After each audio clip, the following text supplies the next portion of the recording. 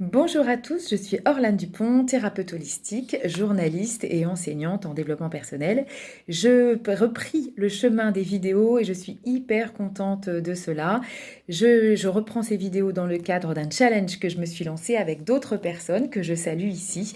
Et donc mon objectif est de faire au moins une vidéo par semaine pendant 30 semaines, donc c'est sur le long cours.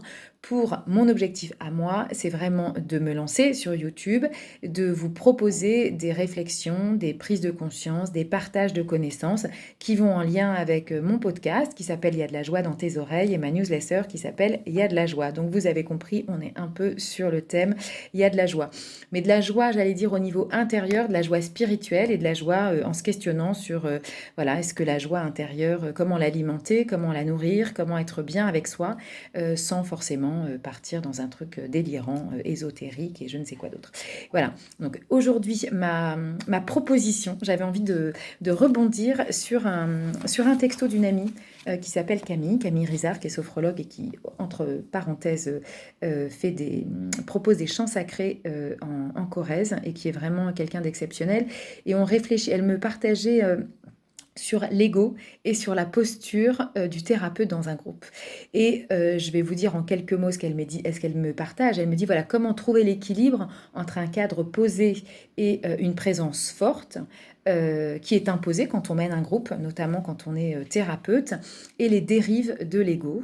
Et me dit-elle à quel moment l'autorité vient au service du groupe et à quel moment c'est too much. Donc comment est la ligne? Et qu'est-ce qui fait que les participants se sentent contenus? Parce que quand on mène un groupe, les participants ont besoin d'être contenus. Et à quel moment on peut, nous, en tant qu'animateurs, thérapeutes, aller vers des dérives du pouvoir? Donc ça, ce sont des questions qui se posent, je pense, et qui sont inhérentes à chaque thérapeute, notamment quand on mène un groupe, et qui, pour moi, sont aussi évidentes dans la vie quotidienne, tout simplement. Et j'avais envie d'élargir ce sujet et de faire cette proposition pour élargir ce sujet à notre vie quotidienne et nous poser des questions. Donc l'idée n'est pas de se juger et de se flageller, mais juste d'être conscient de là où on peut aller, de là où on peut être et de là où il faut éviter d'aller et qu'est-ce qui se passe quand on y va et comment on revient à soi pour un ego. Donc là, je ne suis pas en train de dire que l'ego n'est pas bien, hein, du tout. On sait tous en tout cas qu'avoir de l'ego, c'est important pour vivre et pour survivre, hein, et qu'il est important au niveau du mental d'avoir quand même sa présence est importante, mais dans quelle mesure on ne lui laisse pas prendre toute la place et qu'après on laisse la place à l'arrogance, au manque d'humilité, etc., etc.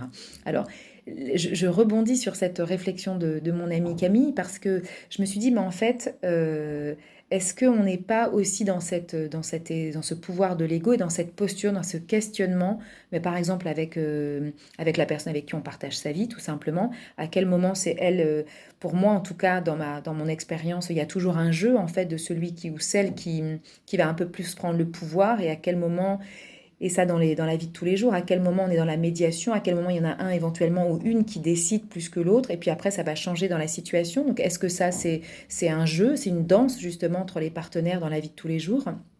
Pourquoi pas? Sont des réflexions, hein, encore une fois, des questionnements. Dans votre vie professionnelle, est-ce que c'est vous qui avez la main? Est-ce que c'est vous qui managez une équipe? Est-ce que c'est vous qui gérez l'équipe? Ou au contraire, est-ce que c'est vous qui vous faites mener? Et dans quelles circonstances vous vous sentez contenu, dans quelles circonstances vous vous sentez peu contenu et à quel moment vous sentez les égos de chacun et à quel moment vous pouvez affirmer le vôtre ou pas d'ailleurs. Et puis avec vos enfants, bien sûr, ce qui me paraît important, avec ces enfants, en tout cas, moi, personnellement, j'ai l'impression que parfois, en tant que parent, il y a une posture effectivement de pouvoir, dont on sent qu'on a le pouvoir sur nos enfants, notamment quand ils sont petits, parce qu'on décide pour eux dans ce sens-là. Et puis ils grandissent et à un moment donné, eux reprennent leur pouvoir, leur individuation, leur pouvoir personnel.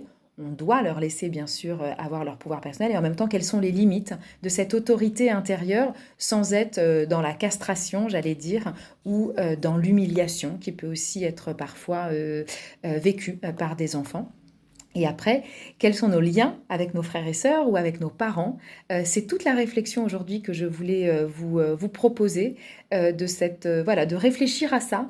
Et donc, n'hésitez pas dans vos commentaires à me partager, vous, ce que vous vivez dans votre quotidien. Quels sont les trucs et astuces que vous avez pour garder la posture, le contenant, même avec des enfants, hein, on le sait, les enfants ont besoin d'être contenus, d'être sécurisés. Bah, c'est quoi vos trucs à vous? Merci de me suivre, merci de m'avoir écouté jusqu'au bout. Je vous souhaite une excellente journée. Et si vous êtes intéressé par même tout ce que je propose, n'hésitez pas à aller sur www.orlandudupont.com. Ciao, ciao, bye!